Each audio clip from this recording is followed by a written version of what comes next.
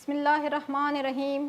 Rabbi इश्रह ली सदरी व यस्सिर ली अमरी वहलुल उक़दतम मिन लिसानी यफ़क़हू क़ौली। मेरे अज़ीज़ तलबा व तालिबात, अस्सलामु अलैकुम व रहमतुल्लाहि बरकातहू। ई क्लास संवेदा प्रोग्राम में आप तमाम का तहे दिल से इस्तक़बाल है। बच्चों, अपनी किताबें और नोटबुक पेन लेकर आप क्लास के लिए तैयार हो जाइए। प्यारे बच्चों, मैं आपकी ज़हरा खाना बिनत मासूम खान, मीर मुअल्लिमा, government Urdu high school Sulepet, taluka Chincholi, ज़िला कलबुर्गी। तो बच्चों, आपको ये तस्वीर दिख रही है ना? मेरे बच्चों, इस इमारत का नाम बताइए। अल्हम्दुलिल्लाह, गोल गुम्मद, बोली गुम्मद बोलते हैं ना बच्चों, बीजापुर का। बिल्कुल सही बच्चों। देखिए, गोल गुम्मद किन हुक्मरानों ने बनाया था बच्चों? अल्हम्दुलिल्लाह, सही जवाब, आदिल शाही हुक्मरानों ने। प्यारे बच्चों, ये इमारत कौन सी आप बता सकते हैं? इस इमारत को पहचानते हैं आप? अल्हम्दुलिल्लाह, दिल्ली का कुतुब मीनार ना बच्चों। चलिए तुलबा, इस इमारत का नाम बताइए। ये है अंबर महल, है ना बच्चों? आप जानते हैं अंबर महल किसने बनाया था, किन हुक्मरानों ने बनवाया था? नहीं, कोई बात नहीं बच्चों।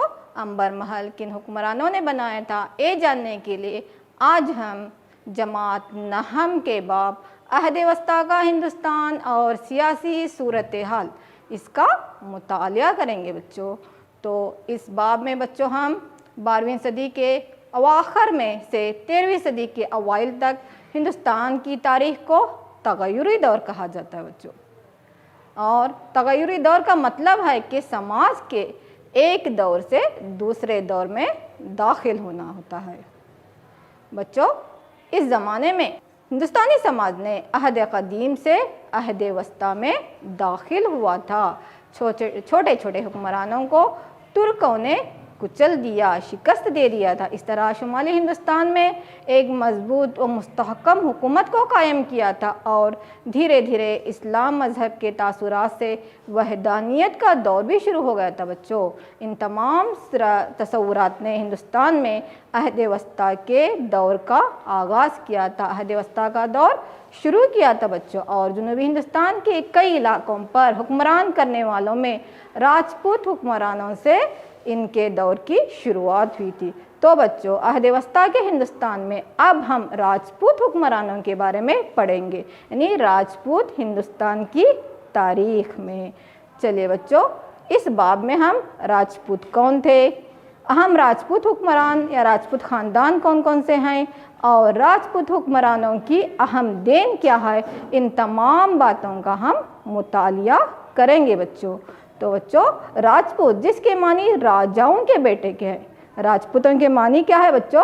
राजाओं के बेटे के हैं। राजपूत जिसके मानी क्या है बच्चों? राजाओं के बेटे। और वो अपना सिलसिला नसब देवमाली शख्सियात से जोड़ते हैं। यही वजह है कि इनकी इब्तिदा और असलियत के बारे में बहुत से नज़रियात कायम किए गए हैं बच्चों। ईश्वरी प्रसाद का कहना है कि वो वेद दौर के क्षत्रिय हैं। ईश्वरी प्रसाद क्या कहते हैं बच्चों? ये जो राजपूत हैं वो वैदिक दौर के क्षत्रिय हैं। और चंदा बुरवाई ने राजपूतों को सूर्यवंशी और चंद्रवंशी साबित करने से आजिज आकर एक नए नजरिए के तहत इनको अग्निकुल कहा है। चंदा बुरवाई ने राजपूतों को क्या नाम दिया बच्चों? अग्निकुल करके नाम दिया था बच्चों। जो भी मेन अहम नुकात है ना, वो अपने नोटबुक में लिखते जाइए, क्योंकि सरगर्मी जो है इन मेन नुकात पर रहेगी। आपको जवाबात देना है, अच्छे बच्चे बनना है ना। तो चलिए बच्चों, अहम राजपूत ख़ानदान कौन कौन से हैं अब हम देखेंगे। तो राजपूतों के अहम ख़ानदान कौन से हैं बच्चों? कौन कौन से ख़ानदानों का आज हम मुतालिया करना है?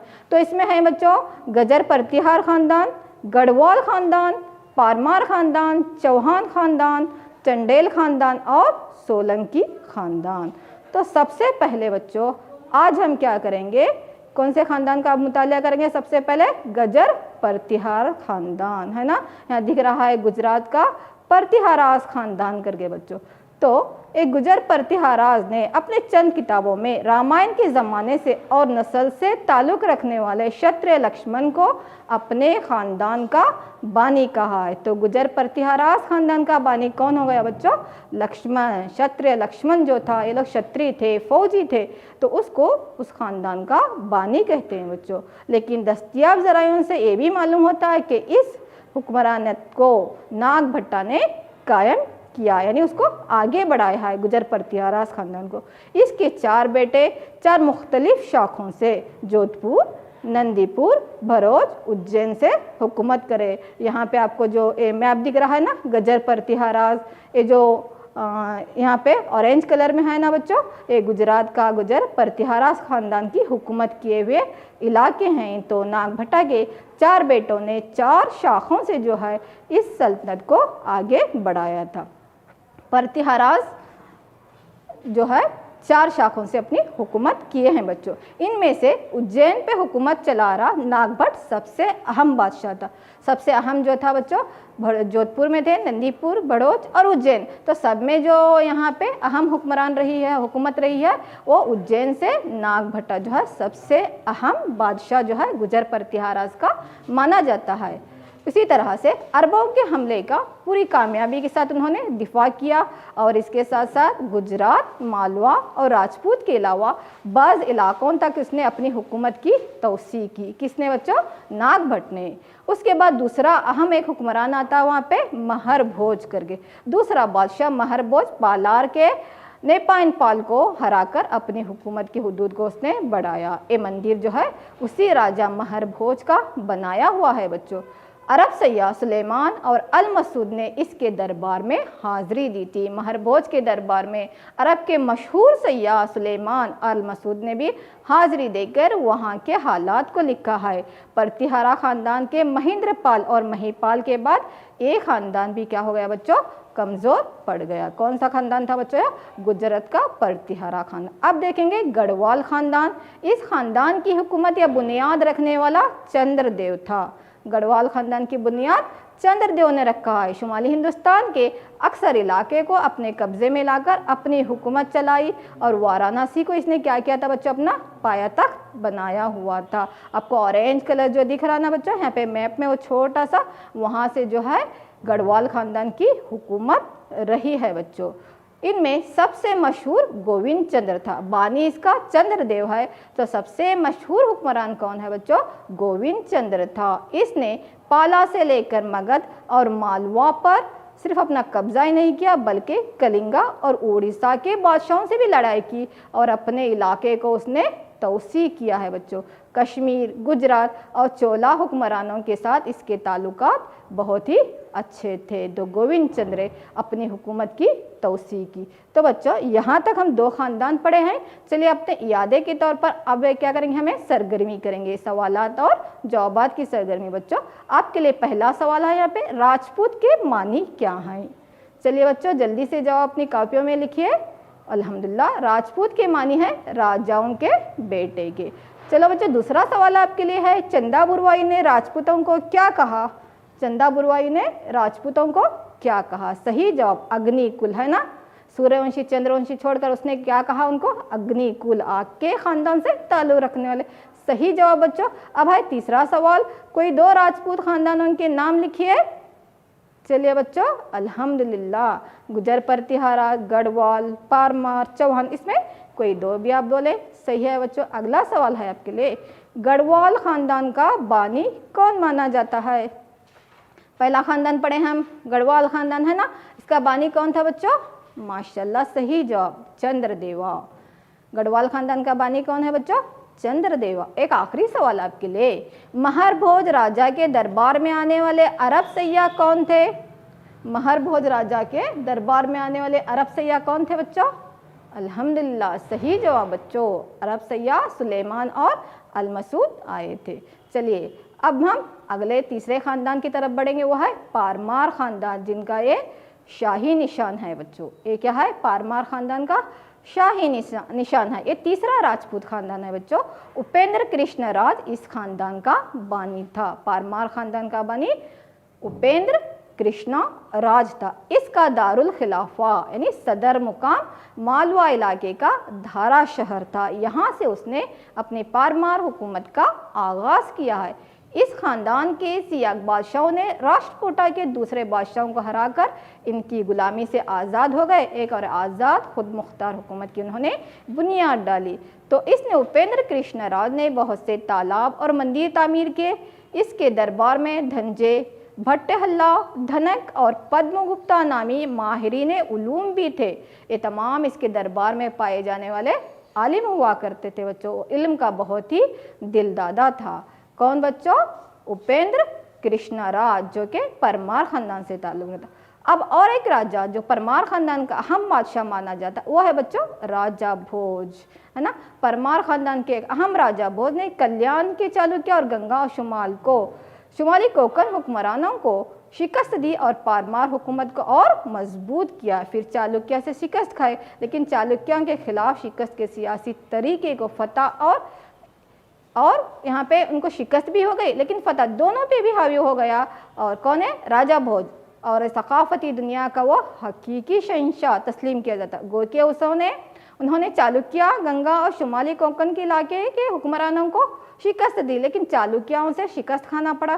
फिर भी जो है अपनी हुकूमत की तोसी से वो आगे नहीं हटे, लेकिन सकाफती दुनिया का हकीकी शहंशाह जो है राजपूत हुक्मरानों में बच्चों राजा भोज को माना जाता है। और वो खुद भी एक शायर था। इसके बाद के हुक्मरान कमज़ोर होने की वजह से हुक्मरानियत का क्या हो गया बच्चों? ज़वाल शुरू हो गया। ये था बच्चों परमार ख़ानदान, है ना। चलिए अब पढ़ेंगे हम अगला ख़ानदान है बच्चों सोलंकी ख़ानदान। कौन सा ख़ानदान बच्चों? ये सोलंकी ख़ानदान है। तो सोलंकी ख़ानदान या इस हुकूमत का बानी, इसका पहला राजा था वो राजा मोल राजा था। इस ख़ानदान का बानी या इस ख़ानदान का पहला हुक्मरान कौन था बच्चों? राजा मोल राज था। और भीमराया को इस ख़ानदान का सबसे अहम बादशाह माना जाता। इसी के दौरे हुकूमत में महमूद गजनवी ने सोमनाथ के मंदिर पर हमला किया था। कब? जब भीमदेवा सोलंकी, आपको जो तस्वीर में दिख रहा है ना बच्चों, ये भीमदेव सोलंकी। इसी के दौरे हुकूमत में जो है महमूद गजनवी ने कहा जाता है कि सोमनाथ के मंदिर पर हमला किया था। महमूद गजनवी के हमले को रोकने में भीमराया जब नाकाम होने पर उसने अपना इक़्तिदार जो है अपने बेटे कर्णादेवा के हवाले कर दिया था। कौन बच्चों? राजा भीमराया। तो भीमराया के दौरे हुकूमत में महमूद गजनवी ने हमले किए थे, तो हमलों की ताब ना लाकर उसने अपने इक़्तिदार को अपने बेटे कर्णादेवा के हवाले कर दिया था बच्चों। उसी तरह से इस ख़ानदान के दौरे हुकूमत में मशहूर जैन पंडित हेमचंद्र ने मौलनामा, मशहूर लगत प्राकृत ज़ुबान में लिखी है। देसी नामा मौलानामी कहते हैं उसको। तो ये प्राकृत ज़ुबान में उन्होंने एक लगात भी लिखी है जिसको हम डिक्शनरी भी कहते हैं। उसी तरह से मौल राजा दुवम ने महमूद गजनवी को माउंट एबो के करीब हराया था। मौल राजा दुवम ने गो के वहाँ पे भीमदेवा सोलंकी को शिकस्त का सामना करना पड़ा, लेकिन मौल राजा दुवम ने महमूद गजनवी को माउंट एबू के करीब शिकस्त दे दी थी। इसके बाद अलाउद्दीन खिलजी के सिपह सालार राले खान और नुसरत खान सिपह सालारों को भी उसने हरा दिया था बच्चों। चलिए अब चंडेल हुक्मरानों के बारे में पढ़ेंगे। चंडेल ख़ानदान अगला ख़ानदान है। पारमार ख़ानदान की तबाही के बाद चंडेला राजाओं ने अपनी हुकूमत कायम की थी। पहले यहाँ पे गढ़वाल ख़ानदान आ गया, है ना, पारमार ख़ानदान पढ़े। अभी ये जो है बच्चों चंडेला ख़ानदान। आप नुकात लिखते जाइए। मैटर जो है थोड़ा वसी है, आपको कंफ्यूज होता है, इसलिए अहम नुकात लिखते जाएंगे तो आपको भी बच्चों आसानी से समझ में आएगा। वक्त की नज़ाकत के लिए अहम पॉइंट्स बोले जा रहे हैं बच्चों, लिखते चले जाइए। तो पारमार ख़ानदान की तबाही के बाद चंडेला राजाओं ने अपनी हुकूमत को कायम किया था बच्चों। ये उनका जो है शाही निशान है बच्चों। ये ख़ानदान प्रतिहाराज बादशाहों के बाज़गुज़ार रहे हैं, यानी उनकी सरपरस्ती में रहे हैं। धंगा इस ख़ानदान का मशहूर बादशाह था। तो धंगा ने प्रतिहारा ख़ानदान से आज़ादी हासिल करते हुए इस ख़ानदान के सारे इलाकों पर कब्ज़े कर ले, यानी उसको फतह कर ले, और इसने पालार और दूसरे बादशाहों को हराकर अपनी हुकूमत की तोसी की थी। किसने बच्चों? धंगा ने, चंडेला ख़ानदान के धंगा हुक्मरान ने। और हिंदू शाही राजा जयपाल को मुसलमान बादशाहों के खिलाफ में फौजी मदद भी दी थी, जिसकी वजह से इसने महाराज अधिराज यानी महाराजा अधिराज, जिसके मानी होते हैं शहंशाह, खुद को जो है उसने शहंशाह का खिताब भी हासिल किया था बच्चों। इस खानदान के दौरे हुकूमत में भावभूति ने संस्कृत जुबान में मालती माधव, उत्तर रामाचरित्र और महावीर चरित्र जैसे नज़में लिखी हैं। तो यही चंडेला हुक्मरानों के दौरे हुकूमत में ही एक मशहूर मुसन्निफ जो है यहाँ पे भावभूति ने संस्कृत जुबान में मालती माधव लिखा है। चलिए बच्चों, मेन जो यहाँ पे पिंक कलर में अहम नुकात आ रहे हैं इसको लिखिए, सरगर्मी में आपको यही जवाबात देने हैं। तो भावभूति ने मालती माधव लिखा है, उत्तर रामाचरित्र लिखा और महावीर चरित्र जैसी नज़में लिखी थी। किसने लिखी थी बच्चों? भावभूति ने। तो ये था बच्चों चंडेल खानदान, और इसका अहम हुक्मरान किसको गई तुम्हें? धंगा राजा, है ना, देख रहे हैं ना, धंगा राजा। तो धंगा राजा खुद जो है साहिब इल्म फजल था और कई उल्मा की सरपरस्ती भी इसने करता था। इस हुकूमत को खिलजी बादशाहों ने फिर फतह कर लिया, यानी उसको शिकस्त दी। राजपूत बादशाह में आपस में हसद व बुग़्ज़ और आपसी इत्तेहाद के न होने की वजह से इनकी हुकूमत का बच्चों खात्मा हो गया था। आपसी इत्तेहाद न होने की वजह से, क्योंकि इत्तेहाद में, इत्तेफाक में ही क्या होती है बच्चों?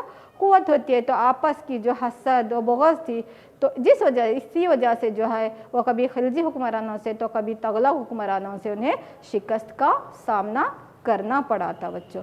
चलिए अब दूसरी सरगर्मी की तरफ हम आगे बढ़ते हैं बच्चों।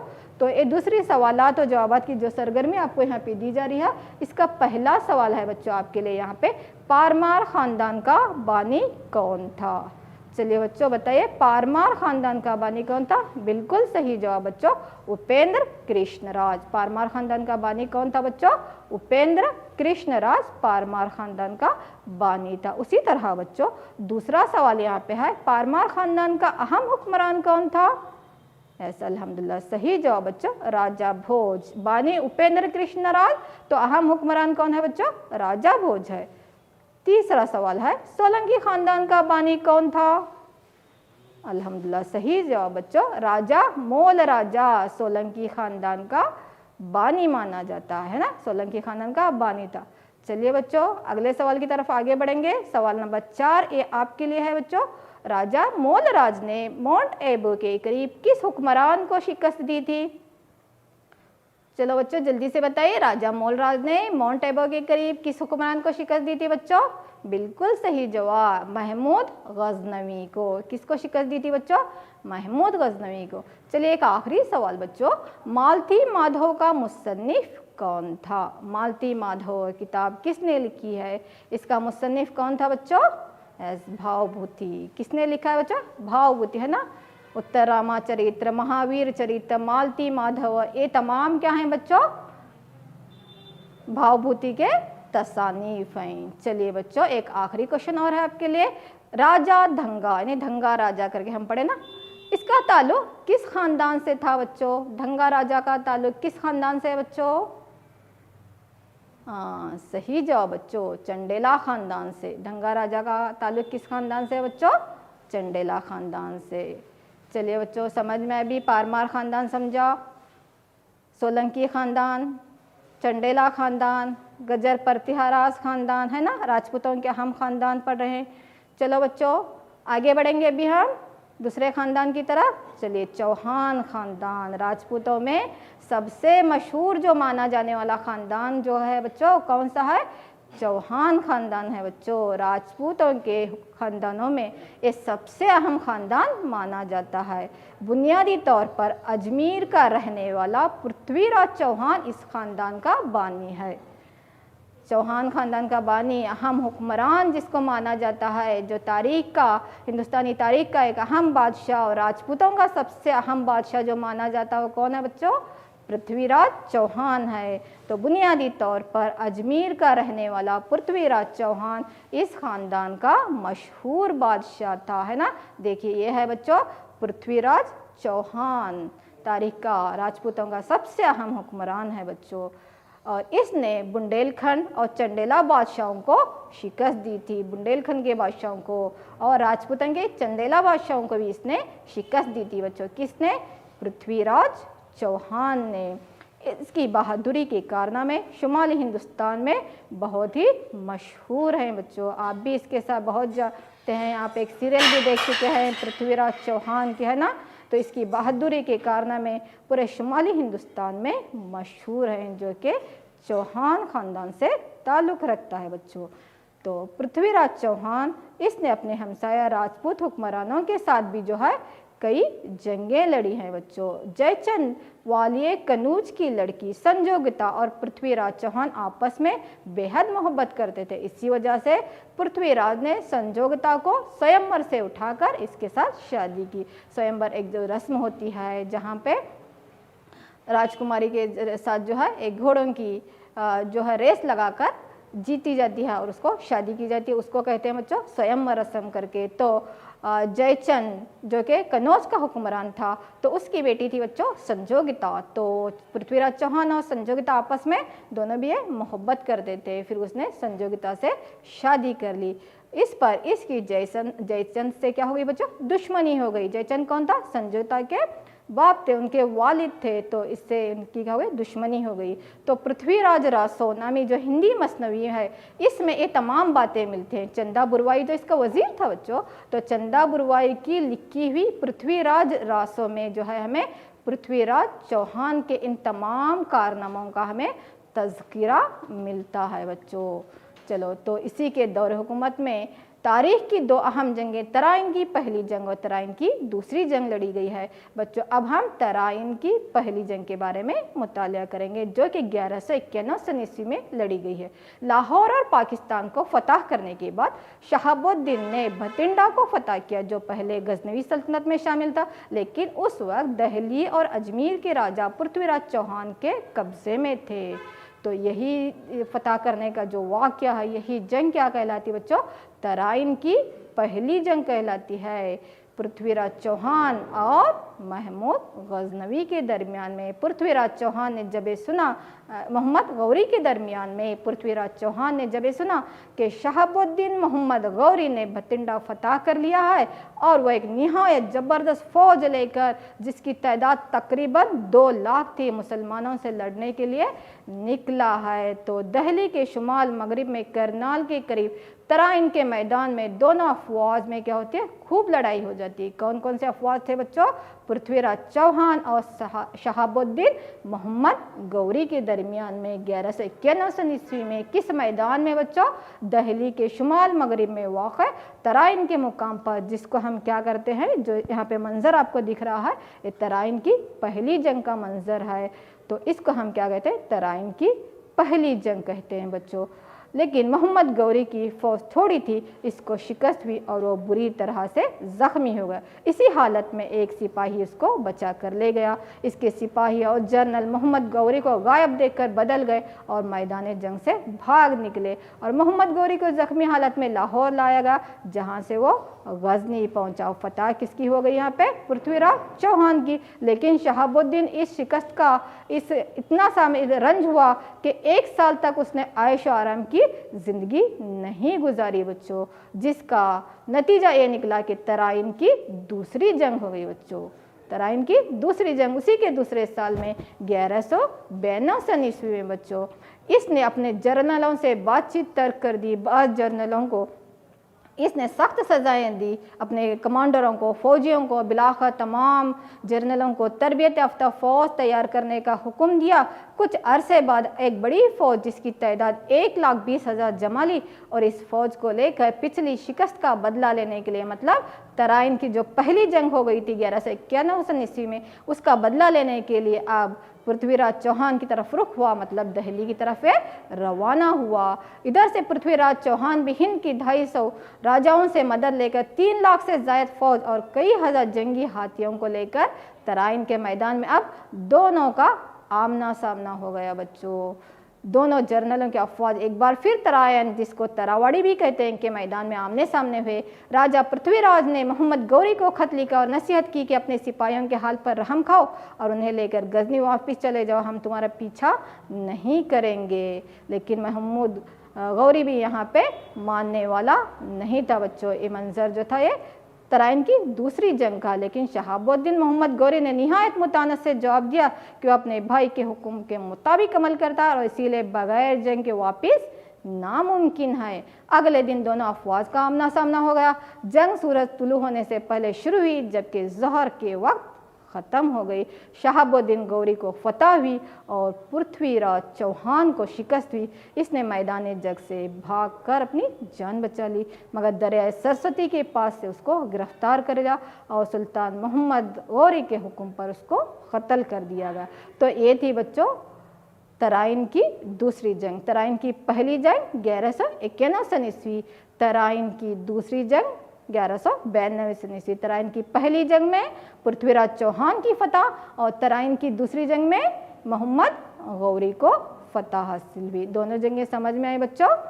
तो चलिए एक सरगर्मी करते हैं, देखिए आपको कितना याद है करके। चलिए, अजमेर से ताल्लुक़ रखने वाला राजपूत खानदान कौन सा था? माशाअल्लाह, अल्हम्दुलिल्लाह, सही जवाब बच्चों, चौहान खानदान। अजमेर से ताल्लुक़ रखने वाला राजपूत खानदान कौन सा है बच्चों? चौहान खानदान है। दूसरा सवाल बच्चों, चौहान खानदान का अहम हुक्मरान कौन था बच्चों? चौहान खानदान का अहम हुक्मरान कौन था? बिल्कुल सही जवाब बच्चों, पृथ्वीराज चौहान है। तीसरा सवाल आपके लिए, पृथ्वीराज चौहान के कारनामा की तफसील किस तसनीफ से मिलती है बच्चों? बिल्कुल सही जवाब, अल्हम्दुलिल्लाह, पृथ्वीराज रासो, चंदा बुरवाई की लिखी हुई पृथ्वीराज रासो से पृथ्वीराज चौहान के कारनामों की तफसील मिलती है। अगला सवाल बच्चों आपके लिए, तराइन की पहली जंग कब लड़ी गई? अल्हम्दुलिल्लाह, सही जवाब, 1191 ईस्वी में तराइन की पहली जंग 1191 ईस्वी में लड़ी गई। अगला क्वेश्चन बच्चों आपके लिए, तराइन की दूसरी जंग कब लड़ी गई? बिल्कुल सही, 1192 ईस्वी में। तराइन की पहली जंग 1191 ईस्वी में, तराइन की दूसरी जंग 1192 ईस्वी में। तो इतने अहम नुकात याद हो गए बच्चे आपको? इस सरगर्मी आप परफेक्ट कर ले। चलिए अब आपका घर पे काम लिख लीजिए, अपना होमवर्क लिख लीजिए। राजपूतों के अहम खानदान के बारे में पढ़े हम, गुजर प्रतिहाराज खानदान, गढ़वाल खानदान, सोलंकी खानदान, परमार खानदान, चंडेला खानदान और दिल्ली का अहम हुक्मरान यहाँ पे पृथ्वीराज चौहान। तराइन की पहली जंग, तराइन की दूसरी जंग, है ना बच्चों? चलिए अब अपना घर पे काम लिख लेंगे, होमवर्क लिख लीजिए बच्चों। ये है आपका पहला सवाल, तराइन की पहली जंग के असबाब बयान कीजिए। दूसरा सवाल बच्चों, पृथ्वीराज चौहान के कारनामों की फहरिस्त बनाइए। अल्हम्दुलिल्लाह लिखे। चलिए बच्चों तीसरा सवाल, तराइन की पहली जंग के नताइज बयान करो।